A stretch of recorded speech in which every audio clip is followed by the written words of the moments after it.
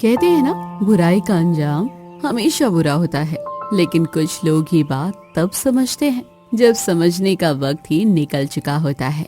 ये कहानी है 3 चोरों की, 2 सगे भाई शेरू और बिल्लू और उनका सबसे भरोसेमंद दोस्त टिल्लू। तीनों चालाक थे, तीनों लालची थे और तीनों को लगता था कि दुनिया को बेवकूफ बनाना बहुत आसान है।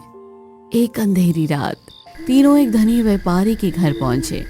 घर में सन्नाटा था, चारों तरफ अंधेरा था और तीनों के दिलों में सिर्फ एक ही बात, आज बड़ा हाथ मारना है। बिल्लू संभल कर, कोई आवाज नहीं आनी चाहिए।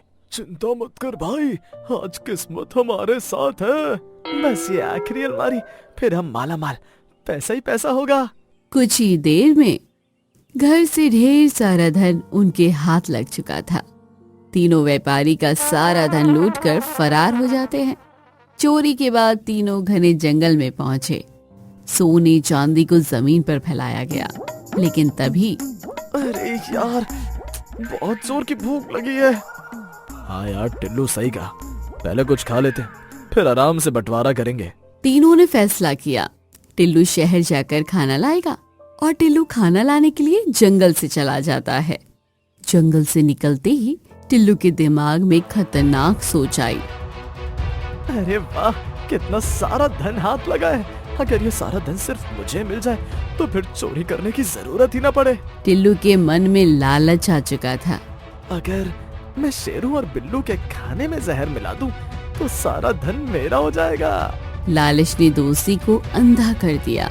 टिल्लू ने खाना खरीदा और चुपचाप उसमें जहर मिला दिया। उधर जंगल में बिल्लू और शेरू भी धन को देखकर लालची हो गए थे। भाई सोचो, इतने सालों की चोरी के बाद इतना बड़ा माल मिला है।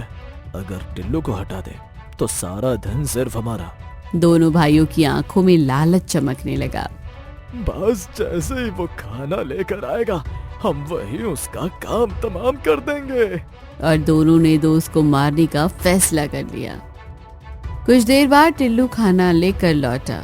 उसे क्या पता था कि मौत उसके इंतजार में खड़ी है। जैसे ही टिल्लू ने थैला नीचे रखा, धड़ाम, शेरू और बिल्लू ने पीछे से उस पर हमला कर दिया। टिल्लू वहीं ढेर हो गया। काम तमाम, अब सारा धन हमारा। दोनों जोर जोर से हंसने लगे। अब आराम से खाना खाते हैं और ज्यादा मत खाना, इतना सारा धन भी उठाना है। दोनों ठाका लगाते हैं। दोनों भाई खुशी खुशी खाना खाने लगे। कुछ मिनटों में भाई, मुझे क्या हो रहा है? गला जल रहा है। मुझे भी, पेट में जोर का दर्द। दोनों जमीन पर गिर पड़े। उल्टियां करते करते दोनों तड़पने लगते हैं और कुछ ही पलों में सन्नाटा। तीनों चोर, तीनों ने धोखा दिया और तीनों को अपनी ही साजिश का शिकार बनना पड़ा। इसलिए जो दूसरों के लिए गड्ढा खोदता है, अक्सर उसी में खुद गिर जाता है। लालच, धोखा और अपराध कभी किसी को नहीं छोड़ते।